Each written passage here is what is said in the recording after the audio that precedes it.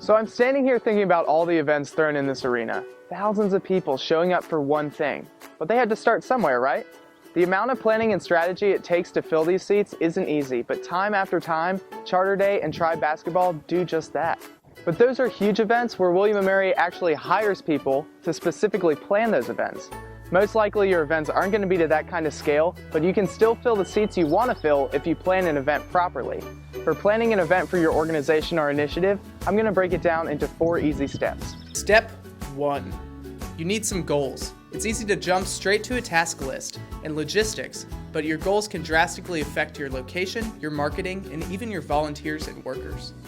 Thinking through the following questions may help. What's the main idea for this event? Does it mirror the mission of the organization? What are some outcomes that you want from participants? What does success look like for this event? Who's your target audience? What do you want people to say about your event after they leave? This takes us into step 2, the task list, which becomes essential in running a successful event. Using your goals, think about what needs to be accomplished. Where on campus will this event be hosted? Well, you'll need a room reservation. So we're outside the scheduling office right now, and this is where the magic happens. If you're looking to reserve a room, make sure you head here first. Our friendly office staff will help you with whatever you need.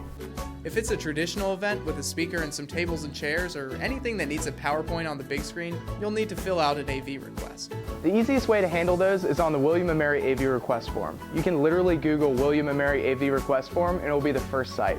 Here on the second floor of Sadler, our staff have been handling these for years, and a lot of Sadler student staff help out with those as well. Just make sure you fill this out at least 5 business days in advance of your event. If you have a specific vision for how you want the room to be set up or the tables and chairs in a certain formation, you'll want to contact the Sadler office as well and speak to the professional staff here.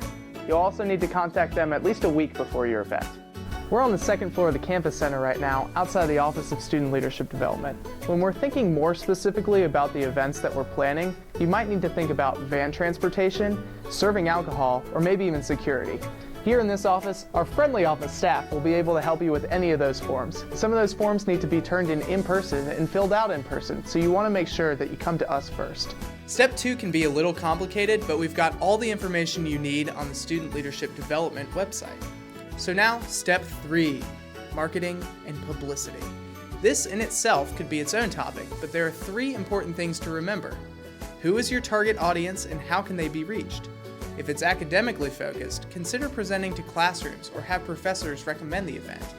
If it's more interest group related, where does your target audience hang out? How are they going to know about the event? Just as importantly, what will entice your target audience to come to the event?